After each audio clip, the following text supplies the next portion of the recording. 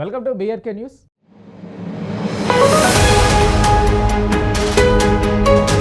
ప్రస్తుతం ప్రపంచంలో మారణ హోమం జరుగుతుంది. గాజాపై ఇజ్రాయెల్ దాడులు కొనసాగుతూనే ఉన్నాయి.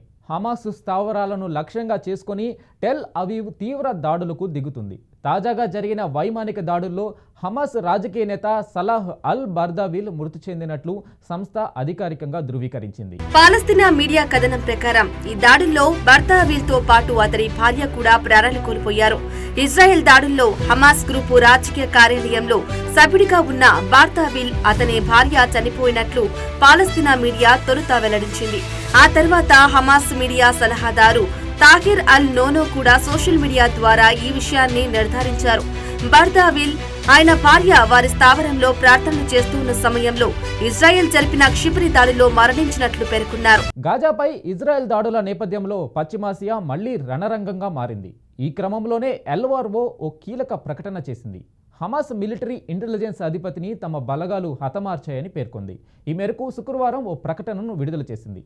కాల్పుల విరమణ ఒప్పందాన్ని ఉల్లంఘించిందన్న కారణంతో హమాస్ పై వరుస దాడులతో విరుచుకుపడుతున్న ఇజ్రాయెల్ తన జోరును మరింత పెంచింది. గత మంగళవారం గాజాపై జరిపిన దాడుల్లో 400 మందికి పైగా మృతి చెందారు. వీరిలో ఎక్కువ మంది మహిళలు, చిన్నారులే ఉన్నారు. తాజాగా ఇజ్రాయెల్ జరిపిన దాడిలో హమాస్ కు చెందిన కీలక రాజకీయ నాయకుడు అక్టోబర్ 7 నాటి ఊచకోత సూత్రధారి సలాహ్ అల్ బర్దావిల్ హతమయ్యాడు. ఈ విషయాన్ని హమాస్ ధృవీకరించింది. ఇజ్రాయెల్ దాడిలో హమాస్ గ్రూపు రాజకీయ కార్యాలయంలో సభ్యుడిగా ఉన్న బర్దావిల్ ఆయన భార్య చనిపోయినట్లు పాలస్తీనా మీడియా తొలుత వెల్లడించింది. ఆ తర్వాత హమాస్ మీడియా సలహాదారు తాహిర్ అల్ నోనో కూడా సోషల్ మీడియా ద్వారా ఈ విషయాన్ని నిర్ధారించారు. బర్దావిల్ ఆయన భార్య వారి స్థావరంలో ప్రార్థనలు చేస్తూ ఉన్న సమయంలో ఇజ్రాయెల్ జరిపిన క్షిపణి దాడుల్లో మరణించినట్లు పేర్కొన్నారు. దక్షిణ గాజాలో ఒసామా తబాష్ ను మా ఐడిఎఫ్ దళాలు హతమార్చాయని తెలిపింది. అతడు ఉగ్రవాద సంస్థ నిఘా లక్ష్యాత్మక యూనిట్ విభాగానికి కూడా అధిపతిగా వ్యవహరిస్తున్నట్లు వెల్లడించింది. ఈ ప్రకటనపై హమాస్ ఇప్పటి వరకు స్పందించలేదు. ఇటీవల ఇజ్రాయెల్ హమాస్ల మధ్య జరిగిన తొలిదశ కాల్పుల విరమణ ఒప్పందం ముగిసిన సంగతి తెలిసిందే. ఈ ఒప్పందం కొనసాగింపును ఉగ్రవాద సంస్థ తిరస్కరించింది. దీని కారణంగానే తాజాగా దాడులు జరిగాయని అమెరికా ఐక్యరాజ్య సమితి భద్రతా మండలిలో పేర్కొంది. ఈ ప్రతిపాదనకు అంగీకరించినట్లయితే ఇలా జరిగేది కాదని పేర్కొంది. అక్టోబర్ 7, 2023న హమాస్ మిలిటెంట్లు ఇజ్రాయెల్ పై దాడి చేసి 1200 మందిని హతమార్చడంతో పాటు 250 మందిని గాజాలోకి బందీలుగా తీసుకువెళ్లారు. అప్పటి నుంచి ఇజ్రాయెల్ హమాస్ మధ్య యుద్ధం కొనసాగుతూనే ఉంది.